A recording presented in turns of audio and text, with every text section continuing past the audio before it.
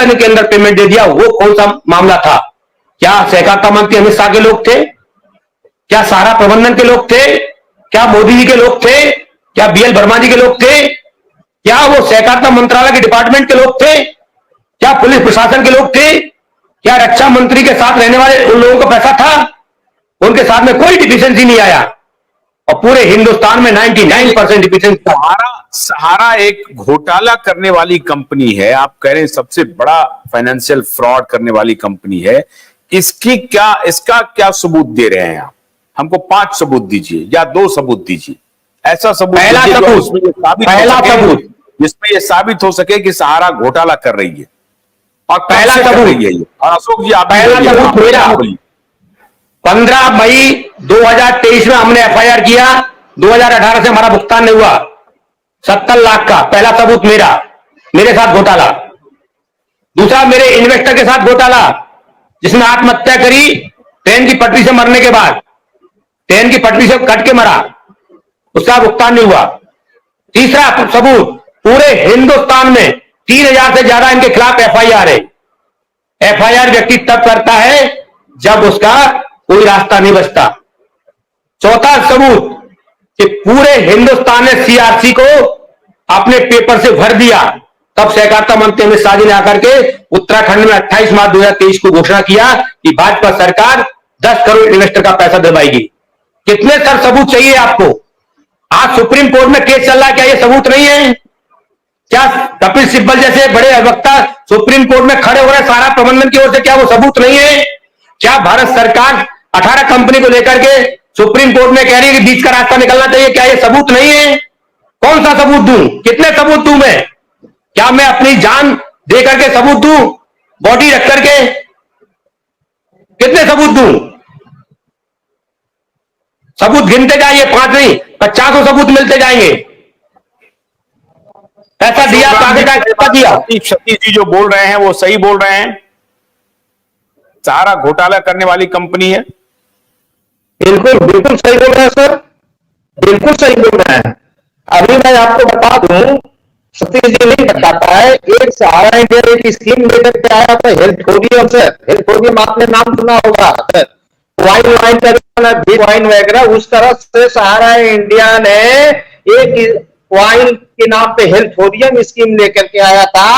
उसमें सहारा इंडिया के बड़े बड़े अधिकारी की मैं बात कर रहा हूँ, जोनल चीफ आरएम सब ऊपर की बात कर रहा हूँ, कमांड के जो डायरेक्टर हैं, उन लोगों का कहना था कि आप एक हेल्थोरियम ले लो। एक की मैं बात कर रहा हूँ, एक का उस समय प्राइस था 19,000 रुपया, और एक बेटी की शादी कर लोगे, एक 19,000 के निवेश पर। और बड़े विडंबना की बात तो ऐसा कि उस 19,000 रुपया का जो भी निवेशकों ने लगाया, जो भी वो कार्यकर्ता ही के लिए सिर्फ आया था, जो कार्यकर्ताओं ने 19,000 रुपया लगाया, उन कार्यकर्ताओं के पास उसका एक छोटा सा रिसीविंग भी नहीं है, कागज का टुकड़ा भी नहीं है। आप सोचिए कि पूरे हिंदुस्तान से 19,000 रुपया करके कितने लोगों से उठाया गया, न जाने कितने हजार करोड़ हो गया।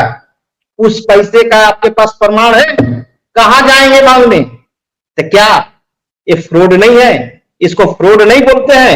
और जो हमारे बड़े भाई में लिए हेल्थोरियम का जो पैसा लिया वो कैश में लिया?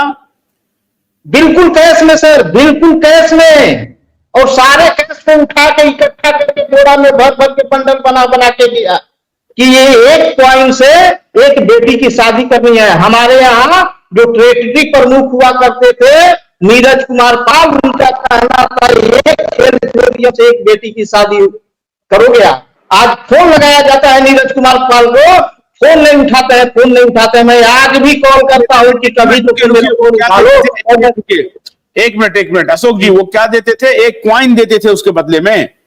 क्वाइन कुछ नहीं देते थे सर, वो एक डिजिटल समझिए, सिर्फ आपसे कैश ले लिए, कुछ नहीं दिया उन्होंने। एक कागज का टुकड़ा भी नहीं, एक रसीद भी उन्होंने प्रिंट करके नहीं दिया कि ये मेरे पास 19,000 का प्रूफ है, कुछ नहीं, कोई टुकड़ा नहीं दिया।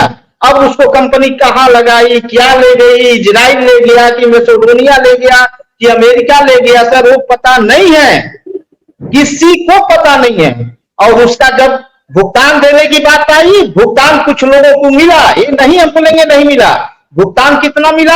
19,000 का 23,000। आप सोचिए कि 19,000 को 23,000 में आप एक बेटी की शादी करेंगे, वो भी नाम मात्र गिने चुने हुए लोगों को, और वो भी जो 23,000 रुपया का भुगतान हुआ है अपने ब्रांच पे अपने व्यवस्था से हुआ, अपना व्यवसाय करके फंड इकट्ठा करके लोग निकले, कंपनी ने रुपया नहीं दिया। तो ये हेल्थोरियम कब लॉन्च हुआ? नहीं है, मेरा भी 2 पॉइंट लगा हुआ पाठक जी मैं एक बात कहना चाहता हूं, पाठक जी एक बात कहना चाहता हूं, मैंने जो आपको पीडीएफ दी है, क्या उसमें कोई प्रिंटेड कागज है? व्हाइट पेपर पे कंप्यूटर से छाप कर को दिया गया है, जिसका 48 लाख रुपए लगा है। उसमें कोई भी सील नहीं है, कोई भी साइन नहीं है। क्या देश का बड़ा घोटाला नहीं कहा जाएगा? उसमें किसकी गलती है? कहीं लिखा है? मैंने पीडीएफ आपको दी है, ना कोई सील है, ना कोई इसमें साइन है, ना सारा का मोनोग्राम है, और ना सारा कुछ लिखा हुआ। प्लेन व्हाइट पेपर पे जैसे फोटोकॉपी की जाती है, 48 लाख रुपया उसका फोटोकॉपी करके उसको दे दिया गया है। क्या इसमें मोदी सरकार की गलती थी? क्या अमित शाह की गलती थी इसमें? सारी चीजें हैं सर, बहुत सारी चीजें हैं, प्रमाण के तौर पे बहुत सारी चीजें हैं। आपको जितना प्रमाण चाहिए उतना दिया जा सकता है। देखिए, अभी ये जब आप प्रमाण देंगे तो मैं अभी 2 दिन के बाद एक बहुत महत्वपूर्ण घोषणा करने वाला हूं, बहुत महत्वपूर्ण घोषणा। अभी आप लोग कह रहे थे ना हमको कि भाई ये ताल कटोरा ताल कटोरा ताल कटोरा, तो मैं कुछ कर रहा हूं, वो मैं 2 दिन के बाद घोषणा करूंगा। मैं इसलिए आपसे मांगता हूं कि वो आप पुख्ता प्रमाण दीजिए जिससे ये साबित हो जाए कि ये देश का सबसे बड़ा फाइनेंशियल फ्रॉड था। अभी जो आपने हेल्थोरियम की बात की, तो हेल्थोरियम कितने लोगों ने लिया था और कब शुरू हुआ था? हर ब्रांच से लगभग मान के चलिए 150 से 200 लोगों ने लिया था आईडी हेल्थोरियम का। हर ब्रांच से 150 से 200 लोग, और पूरे हिंदुस्तान में इनकी 5,500 ब्रांचें थी सर। यदि आप पूरे हिंदुस्तान की बात करें, 100-150 का एवरेज लेकर के चलेंगे, तो आप 5,000 ब्रांच इंटू 150 कर लीजिए, आप निकालिए सर कितनी राशि हो सकती है सर। लग रहा है कॉल आ गया सर। 5,000 इंटू मान लीजिए कि एवरेज 100, और फिर 5,000 इंटू 100 इंटू 19,000, यही ना? 19,000 जरा सोच के देखिए सर अमाउंट जी।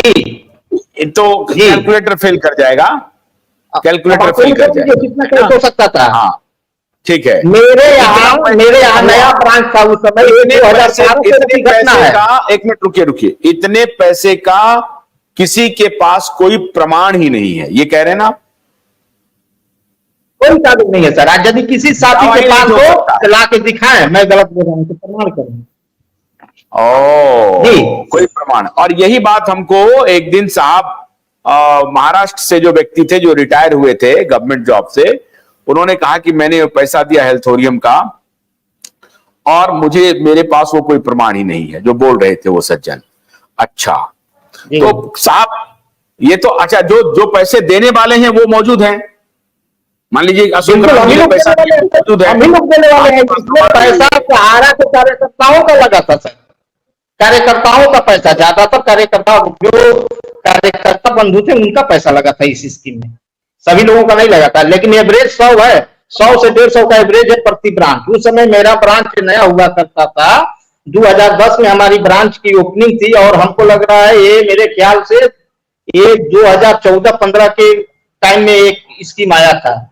तो मेरे जैसा छोटा ब्रांच से उस समय 50-60 आईडी कटा था सर, 54 आईडी, आज भी मुझे याद है 54 आईडी। तो 54 इंटू 19,000 कर लीजिए, सोचिए कि हमने कितना पैसा दिया, हमारे जैसा 5,500 पूरा ब्रांच हिंदुस्तान में, और इनको कितना प्रमाण चाहिए?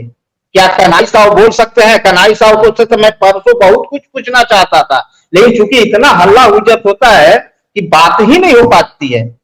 कन्हई साहब से मैं पूछना चाह रहा था क्या क्या गलत है। आप बोलते हैं कि कन्वर्जन क्या है, री इन्वेस्ट क्या है, उनसे सारी एक एक चीजों को मैं पूछता कि किसको री इन्वेस्ट कहते हैं और किसको की कन्वर्जन कहते हैं, और डेफिशिएंसी किसको कहते हैं, जो आकर के समझाते हैं, पूरे देश को गुमराह करते हैं। उनके सारे सवालों का एक एक सवाल का मेरे पास जवाब है, और पूरा तथ्य आंकड़ा के साथ है। हम लोग तथ्य आंकड़ा पे बात करते हैं, क्योंकि मैं भी 27-28 साल से सारा इंडिया में काम किया हूं सर। एक एक चीज की जानकारी है और एक एक बातों को रखेंगे, पूरे तथ्य आंकड़ा के साथ रखेंगे, हवाई शॉट नहीं। ये जो चाटुकार पता नहीं सहारा इंडिया इनको क्या खिला के रखा है, हमको नहीं समझ में आ रहा है कि इतना क्यों फेवर में बोलते हैं। इतने 10,000 साथी आज के डेट में आत्महत्या कर लिए, उनकी पीड़ा इनको नहीं दिख रही। एक बोलते हैं कन्वर्जन नहीं हुआ, कन्वर्जन का कितना प्रमाण आपको चाहिए?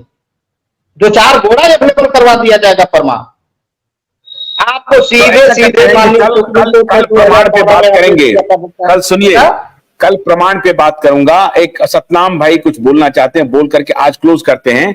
कल मैं बहुत सारे इसी मुद्दे पर सारे प्रमाण के साथ और परसों में एक घोषणा करने वाला हूं, उसका इंतजार कीजिएगा। अभी बोल लीजिए सतनाम भाई, क्या बोलना चाहते हैं, बोलिए बोलिए सतनाम जी।